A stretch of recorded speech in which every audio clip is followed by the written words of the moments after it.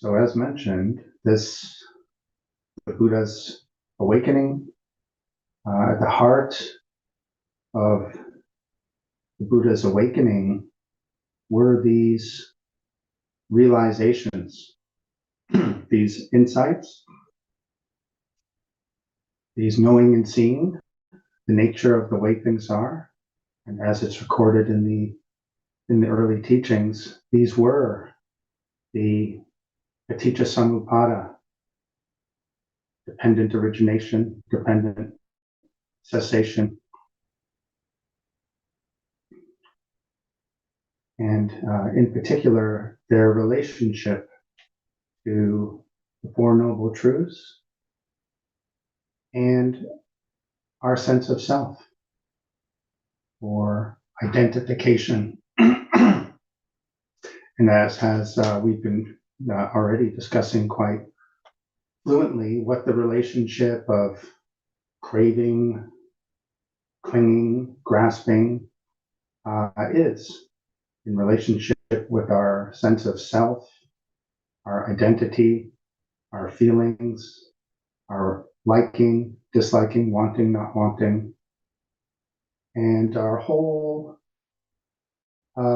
experience as being a self in a world of becoming,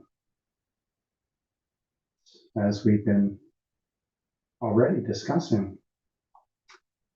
But we notice that often in the early teachings, the Buddha isn't asserting non-self necessarily, but advising or encouraging us to investigate, actually, and see for ourselves what is the nature of this self, or this sense of self. And in particular, how it is so central to everything. So central to what we think, what we feel, what we desire, what we intend, how we act, and how it is really at the heart, or the essential feature, along with that fundamental desire of the extent to which we're able to have happiness, optimize well-being, or seek a liberation and a freedom above and beyond that, even. And as well, to the extent we are successful at alleviating our suffering and the causes of suffering. So this is very much said to be, and as well, all the insight themes are going deeper into what the causes of the suffering are.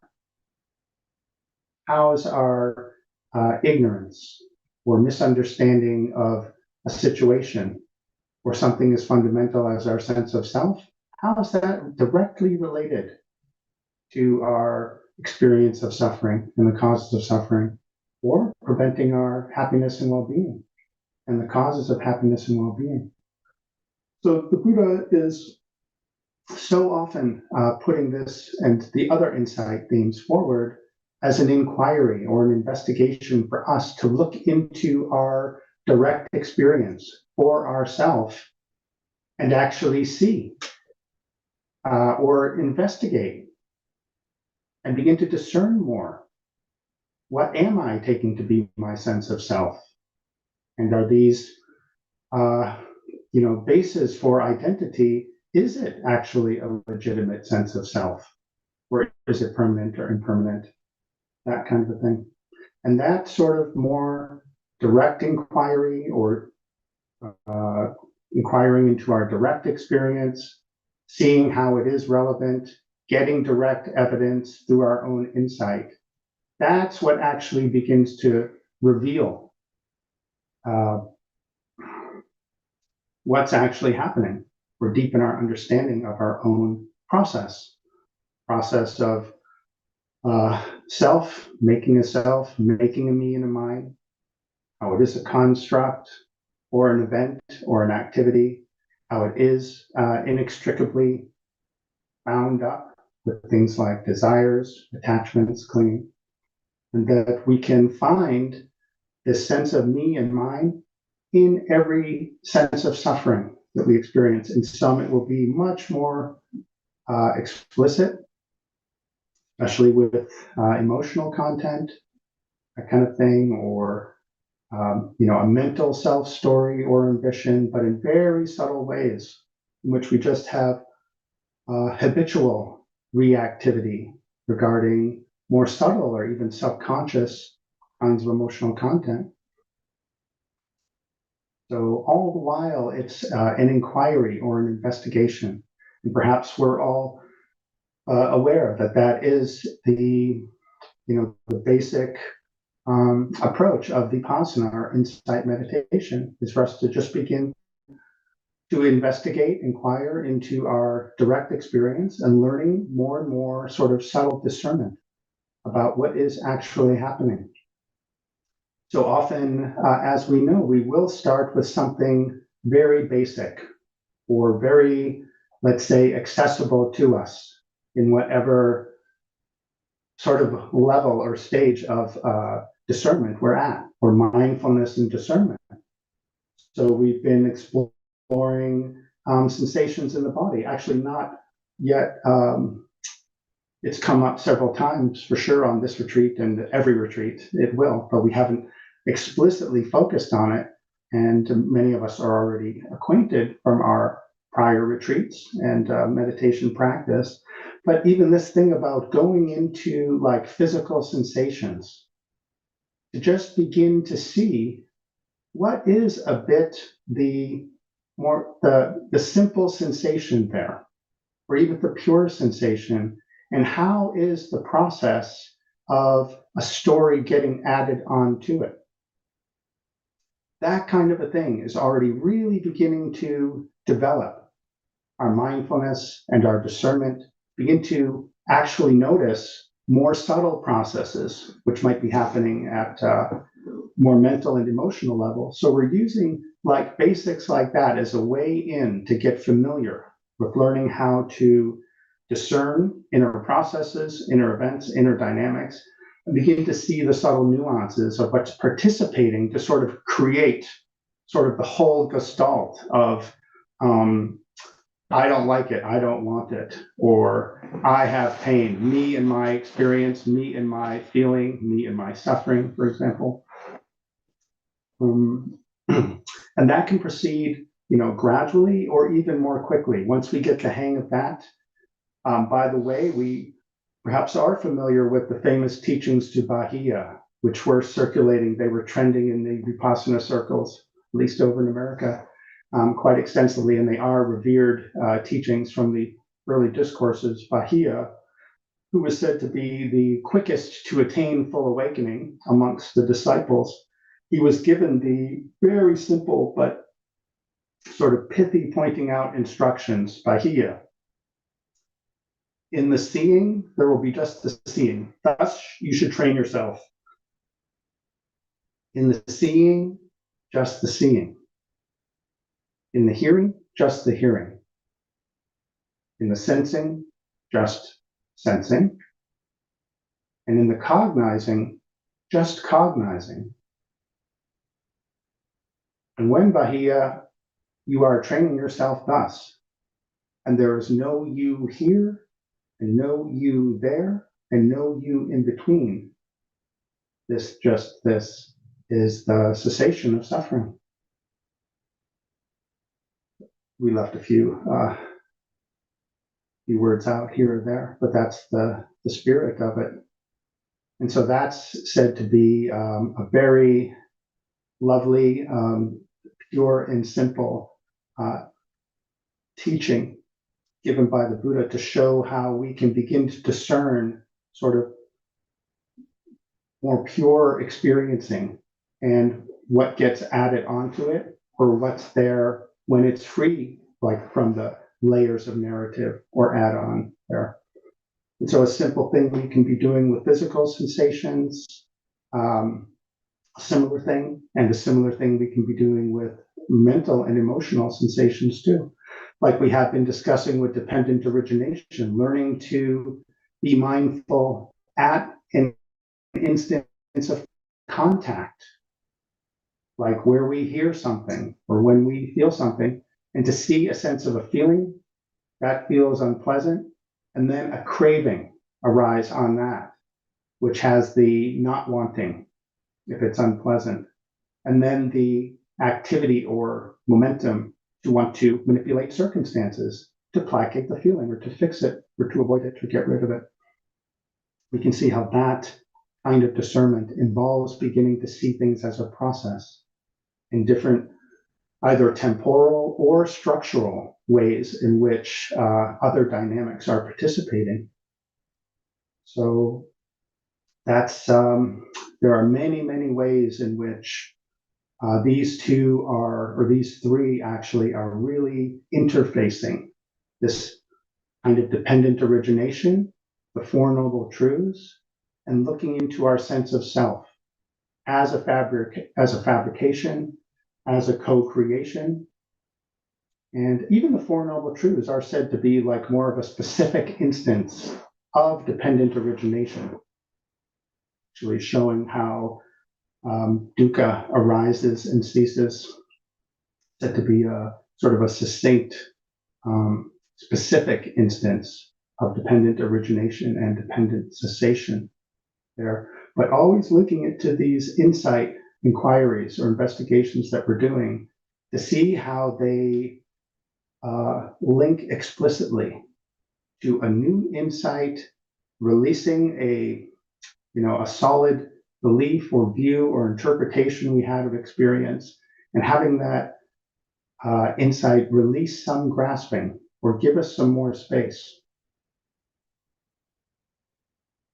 And so this discernment, this inquiry into the non-self characteristic, or we would say the self and the non-self characteristic. In fact, our early teachers, they don't just say, look for your non-self or deconstruct your aggregates till you don't find a self there. They very much encourage us to inquire into our sense of self and to get insight regarding our sense of self and seeing that as a co-creation, or even more this thing about going to the source of the sense of self. That was like an instruction I received from my early teacher there.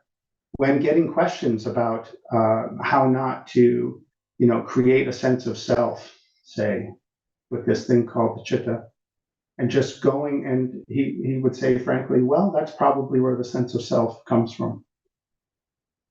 This thing about looking into the nature of the self, or what we do take to be me, mine, myself, and looking to see it as a process, or going deeper into it to see where it seems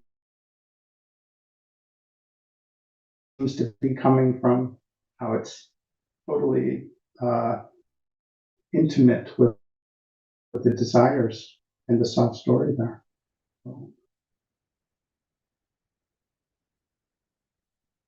Yeah, so this aspect of working with Vedana or sensations in the four foundations of mindfulness, as the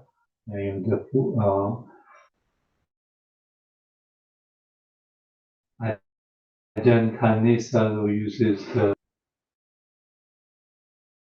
four streams of reference, and that at least to me gives us a good idea of how one can approach the four foundations of mindfulness.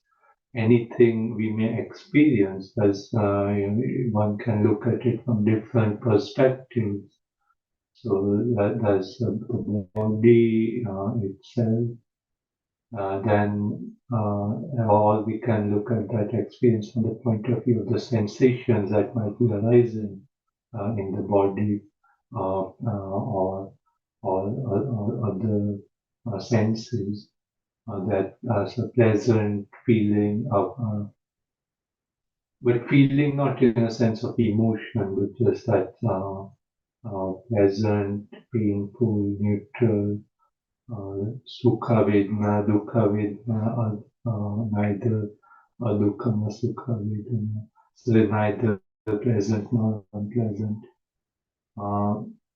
And then all one can look the chitta or the mind or the sort of heart, mind, the emotional, like it has anger or happiness, or then that particular emotion or mind state, one can sort of shift the frame of reference to look at that, how is that emotion manifesting, how is that emotion or mental state presenting itself. Not so much getting caught up in the content, but staying with the nature of what that emotional state is. And then the Dhammas that has various categories. I probably can't remember them all, but like the five hindrances or the, so for example, if there's the hindrance, if one is meditating and there's restlessness, one wants to just stand up and go somewhere, or the mind is jumping from here to there, as they say, like the monkey mind, so grasping here or there, and so then that hindrance, one can sort of shift again the frame of reference, so that hindrance itself becomes what we are observing, what we are looking at. And so this one approach, I believe the main approach stressed in, say, the Goenka tradition is the Vedana, looking at the sensations in the body. And one of the helpful things in the talks, like Goenka gives, he, I think, emphasizes how that sort of equanimity or becoming more the witness rather than the person who experiences that particular pleasant, unpleasant, neutral sensation. So,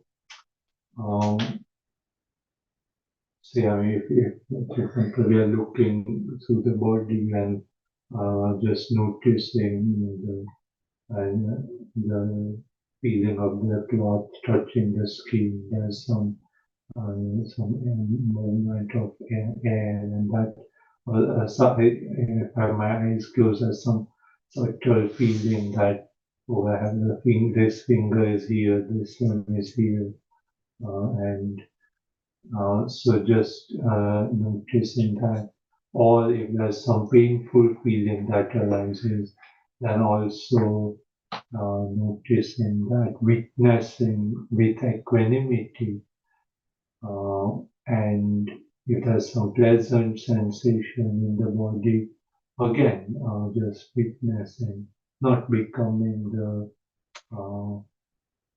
not allowing that, giving rise to it as like a painful feeling, a desire to get rid of, an aversion, raga, dosa, moha. So, like a dosa or aversion, or if there's a pleasant sensation, pleasant feeling, and that arising of raga, or sort of wanting more, that desire for more of that pleasant feeling. And then, I suppose neutral feeling would be the basis for moha or delusion. But primarily that cultivating that equanimity, and then often as like that thing of samatha and vipassana being sort of supportive for each other, as one is looking at noticing the various sensations in the body, then as the mind becomes more peaceful, more quiet, then it can start to see more subtle sensations that we maybe wouldn't notice, that that are still there, but they're also not so strong, so we maybe just don't really notice them. And then as the mind becomes more peaceful, more calm, then more still, then it will start to be able to notice those sensations as well, which might not be so strong. And then again, but then when that happens, and maybe there's some pleasant sensation in the body, then one can start to feel that, oh, this is what meditation is about, getting more pleasant sensations, or but that if one keeps that emphasis on developing the equanimity, then it's making the three so painful, pleasant, neutral sensation all the same. It's not that this one is better or that one is worse, but even if it's some very painful, unpleasant sensation, is it possible to view it with the same equanimity as one views a neutral sensation, right? And just the hands. And the more one is able to do that, then I suppose that can be taken as an indication of making progress. So rather than seeking a special experience, special pleasurable sensations, or it's more coming to the point of view of the observer, and then investigating the nature. I mean, eventually the three characteristics, but the easiest one to start with is probably impermanence, because one can see, as one, maybe looks at the sensations, looking at in the arm, the hand, and then maybe coming back out and looking. So the first time maybe there's some different sensation, and then when we look again, then again it's different. So as we start to notice that more and more, we start to see, oh, actually, it's changing all the time. We may know that intellectually as an idea, that obviously it can't stay the same, but that sort of creation of a sort of continuity of me, then that maybe tends to impermanence as it manifests in ordinary experience. And then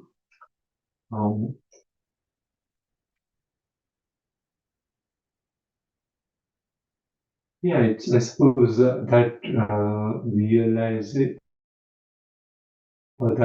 realization of noticing impermanence to sort of really become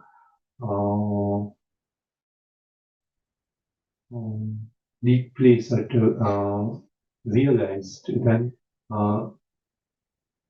then again like that, not knowing just on a conceptual level, but on an experiential level, that, oh, this is impermanent, and then say if we are experiencing some strong emotion, some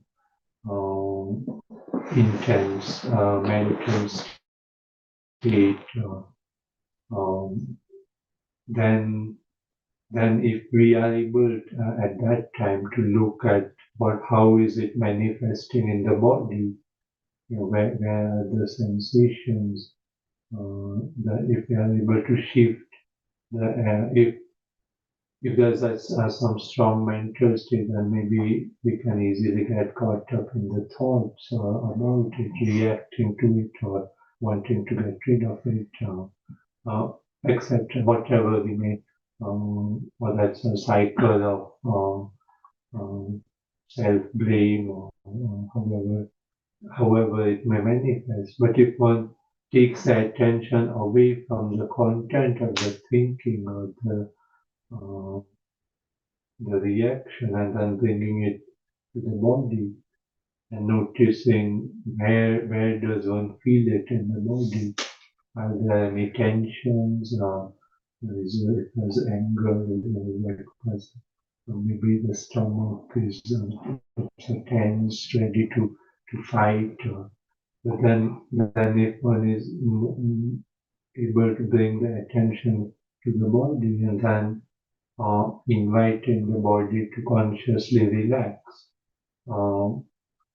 So approaching that emotion or that mental state from the perspective or point of view of the body, and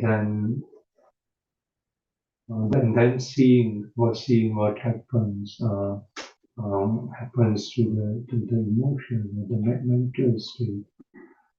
So yeah, I suppose this whole foundations of mindfulness, of the same experience you can look at from so many different points of view. And I mean, I suppose when we are caught up in the experience, then it's difficult to remember. So that's why it's necessary to practice when things are fairly okay, or there's nothing too intense happening. So then that builds up a sort of capacity, or like I suppose like the image uses like a toolbox. So maybe like a carpenter or someone making a table, they would need to learn to use the different tools to make the different joints and etc. So then, and someone who's more skilled, they would know, what would be the best tool to use in a particular situation.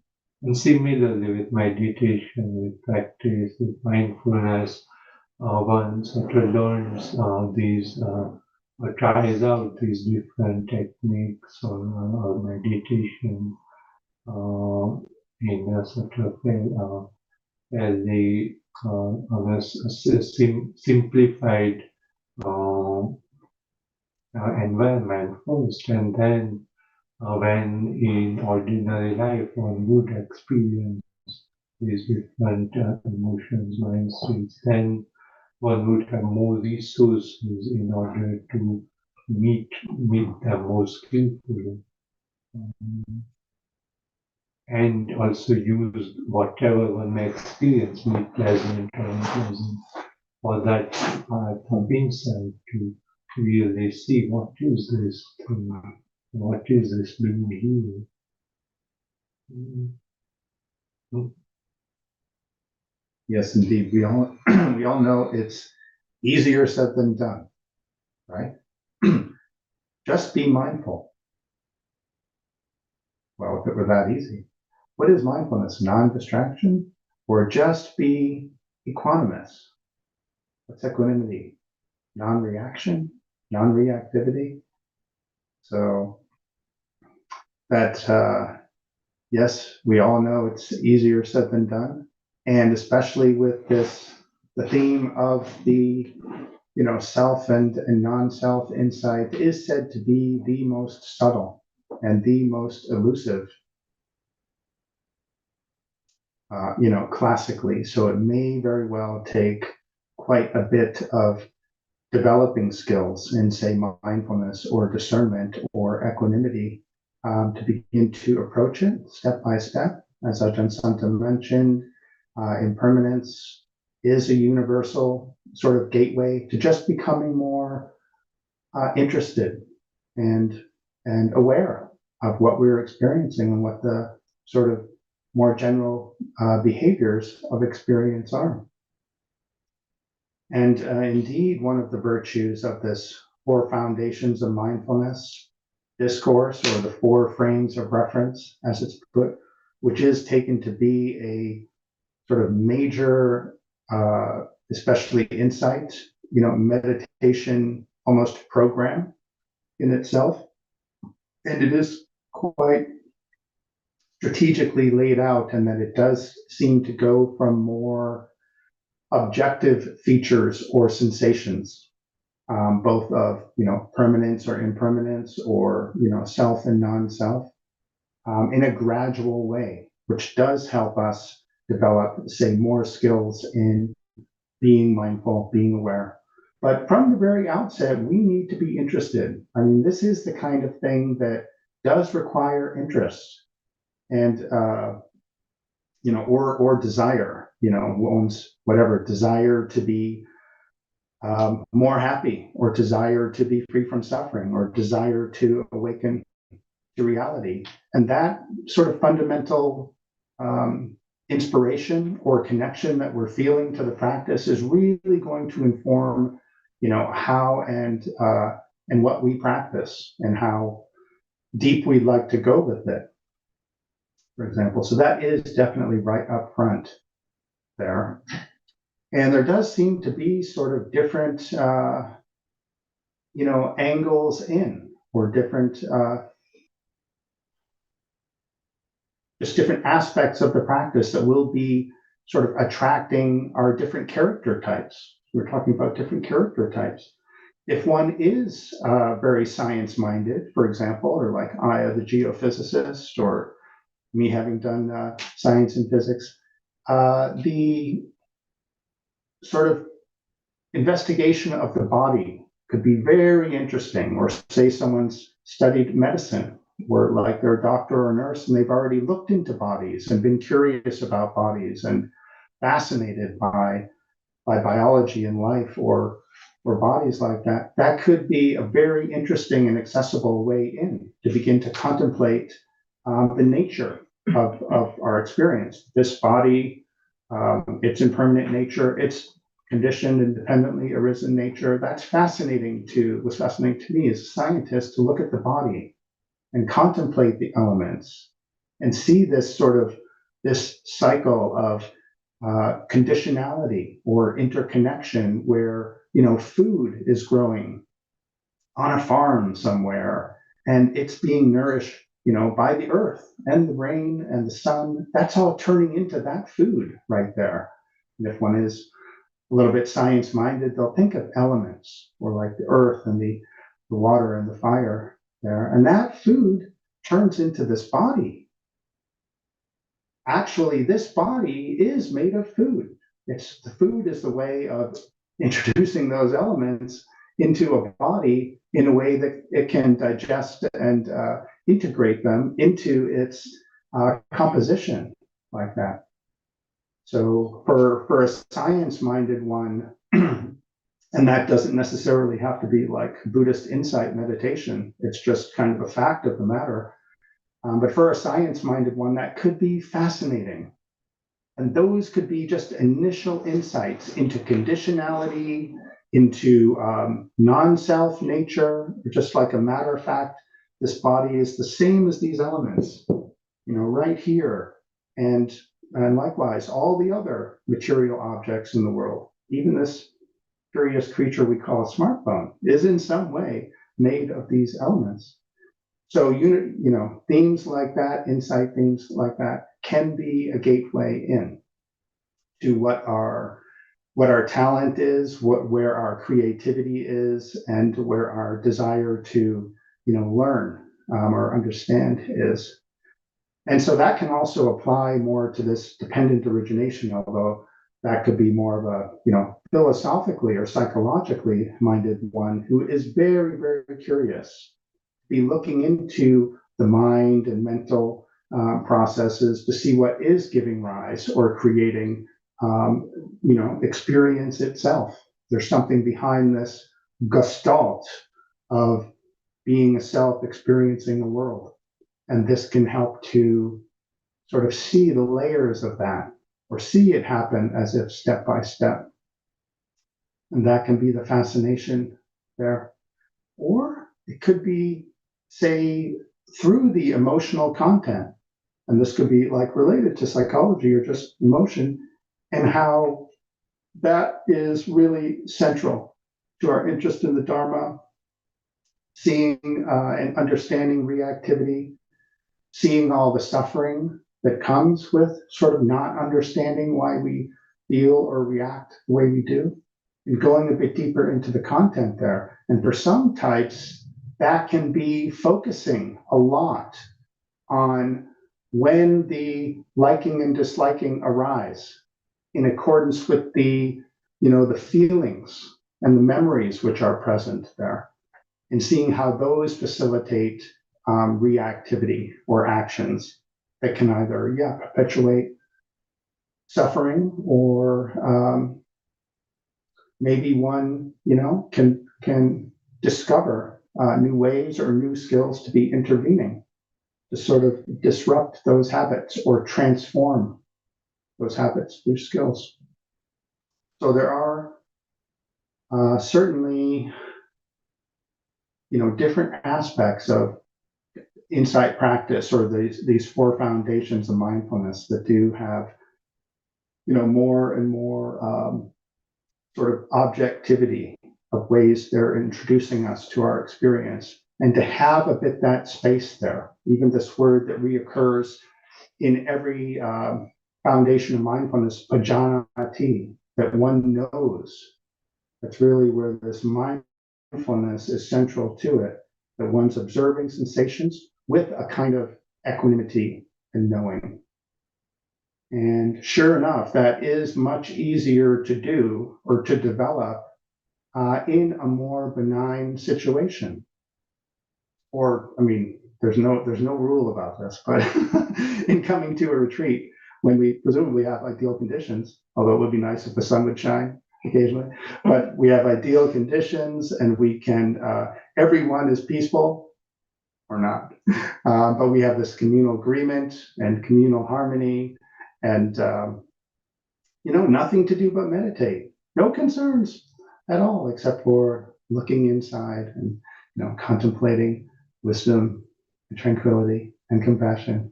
What could be better?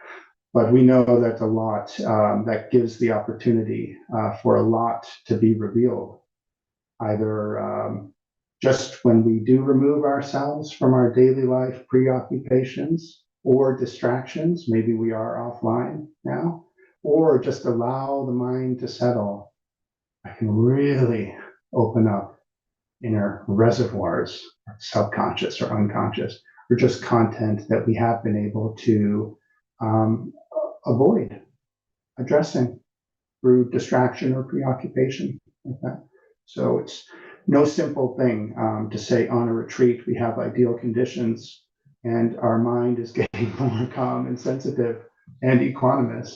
There's no rule about that, but it is very, very possible.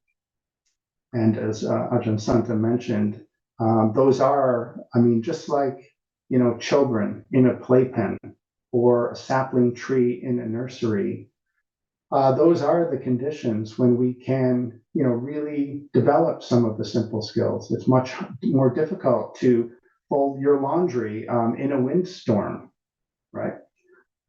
For those of us who still live off grid, maybe we remember that. But so, when we're in the middle of already a very dynamic emotional event, it's probably not going to be possible to just say step out and be mindful and equanimous, because we've already been triggered and abducted already. So when conditions are more benign, we're developing these skills or tools of more mindfulness, more equanimity, so that they can become a part of our presence. It's this thing about presence awareness and learning how to carry mindfulness and equanimity throughout the day. It actually starts to become more of a part of us, or a feature, that we're expressing all the time. And that can help us to both have some space before a reaction occurs, or to just be able to have our better insight and judgment already at the forefront, to maybe maybe that's enough to prevent some reactions from occurring. Things like that. But so, yes, step by step, we are developing mindfulness and equanimity, or in big leaps and bounds, it can happen too. And for some of us, on a first retreat or an early retreat, we do get a kind of a breakthrough epiphany through going deeper in meditation and having our mind sensitize and maybe open up with some samadhi. And then one of these insight themes will suddenly reveal itself as extremely relevant. And we'll get an insight into the nature of what's happening. And the big releases can happen there as well too. So it doesn't have to be gradual, doesn't have to be sudden. It is what it is. It will be as it is, but see that we're putting in good causes and conditions according to our understanding and according to our interest. And some of these causes and conditions are very universal and very reliable. Like the Buddha said, you cannot have too much mindfulness, actually. As far as these spiritual faculties are concerned, mindfulness is said to be like the fulcrum. And then on this side, you have, like, say, equanimity and tranquility. On this side, you have energy and contemplation. Sort of, it's a simplified scheme. But mindfulness is like the fulcrum.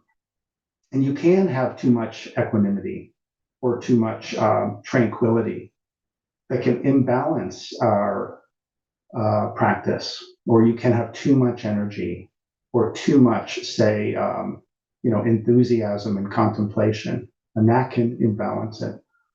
So at some point that becomes quite important, actually, for our next step forward.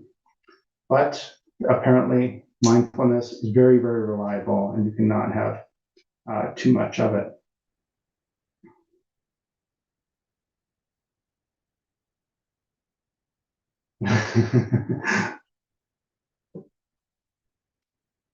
Yeah, with practice, it's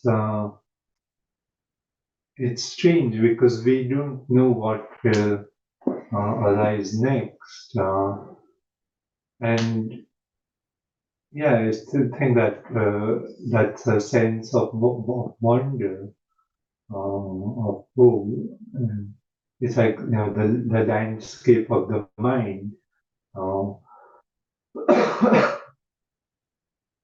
Sometimes, if we are walking and it's such a beautiful landscape with nice sun and such a nice landscape, beautiful scenery. Or sometimes when we are walking, it's like walking through a desert. Everything can seem so dry or meaningless, or one feels disillusioned. Or it's like walking through a storm. Everything is very intense, and various mind states changing, and difficult mind states one is experiencing, like being blown about in a strong wind. But if one is just able to keep taking the next step, then eventually it changes whatever the mind state may be. And then that thing of, if things are pleasant, then we don't take that for granted. We remember that impermanence. We remember that this too will change. So then we don't become complacent. It's not that we don't enjoy the pleasant experience, pleasant mind states when they are there. But that's such a recognition, this too is impermanent. So one can just sort of continue just taking that next step, like that Zen monk was saying. It's all about just taking what is giving oneself wholeheartedly to what at this moment is being done, just taking that next step. And then the path itself, that such a changes, or that if we need to go that, then the path will move. And like, say, I suppose similar to the reading today with Ajahn about the tree, what we can do, what is our responsibility is creating the supportive condition.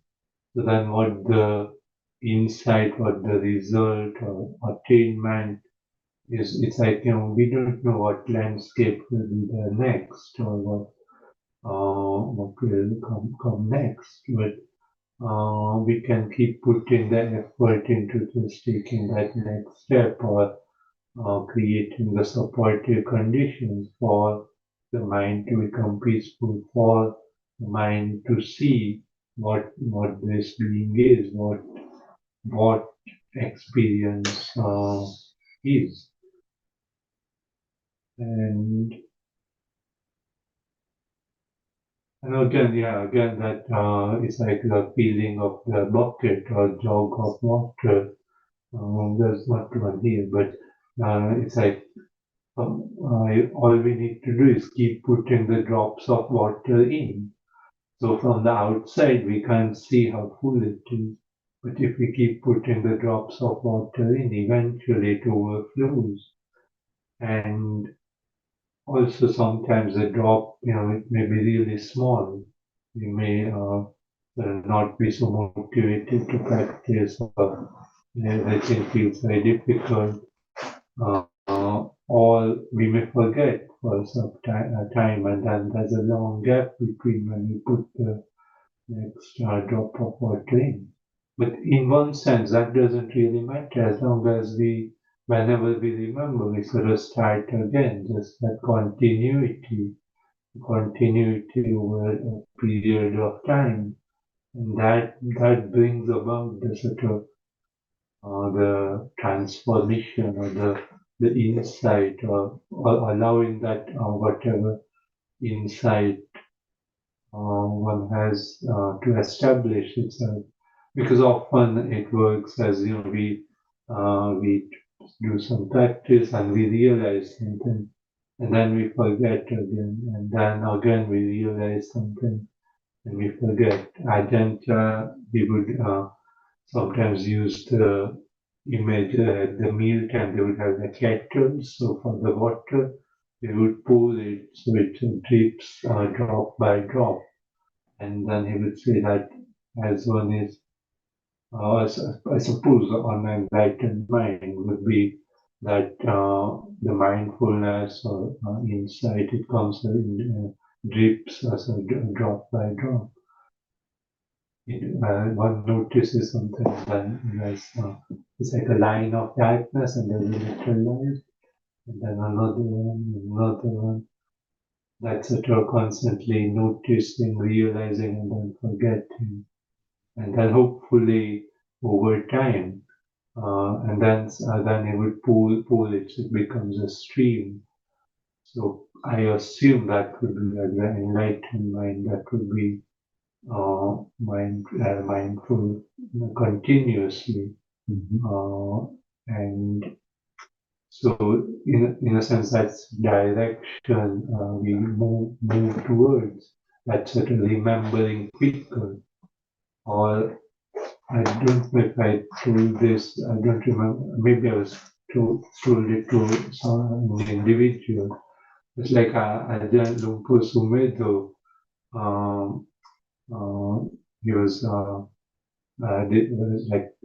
talking about mindfulness, and saying, oh, mindfulness, it's very easy to practice. Just be mindful whenever you remember.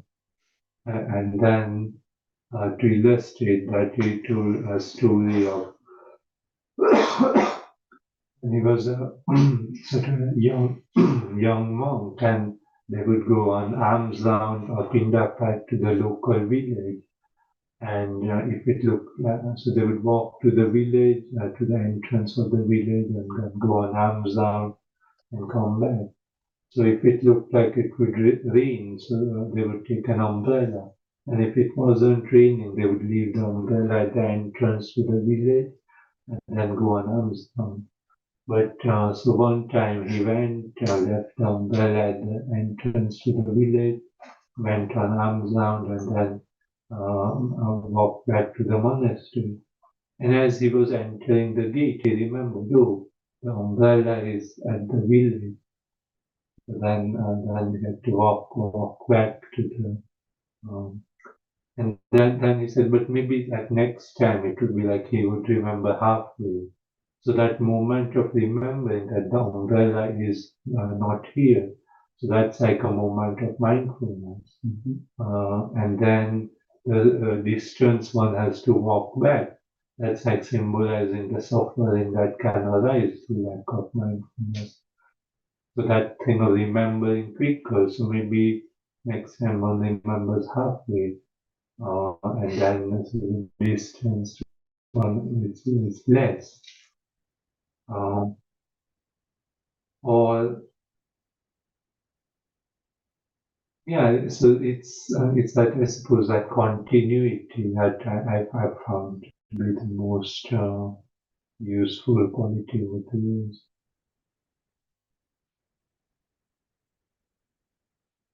Okay, so the raindrops we can think of as drops of mindfulness to help us remember to be mindful. So the heavier it rains, the more mindful we are. Well, to forget your umbrella, I guess, to know. But so, okay, and this has been a discussion regarding contemplation, self and non-self, or we can see how we really are these themes are integrated, this impermanence, change, conditionality, dependent origination. We really see, and Four Noble Truths, really see how these themes are interconnected, integrated, and helping to just unify our understanding, especially with the insight mind to understanding suffering and its origin, and the grasping and our ignorance or lack of understanding regarding that. And when the insights begin to bear fruit, how they facilitate the release of grasping, and through our understanding of the nature of what's happening, just being able to be more in harmony with that, or having that be just the natural way it is when the grasping isn't there, and the identification begins to desolidify. So, and again, we are welcome if there's any specific contemplation that is really coming alive for us or inspiring us. It's a good opportunity to be focusing in a bit more deeply on that, or if we're still just in a more general contemplative mood, or how any of the reflections or contemplations that we're discussing might be more relevant to some particular dynamic in our life right now. It's fine to be focusing on that too. So let's bring our stream of mindfulness and equanimity and inspiring contemplation to our next hour of walking. And may the great yogis have fruitful practice.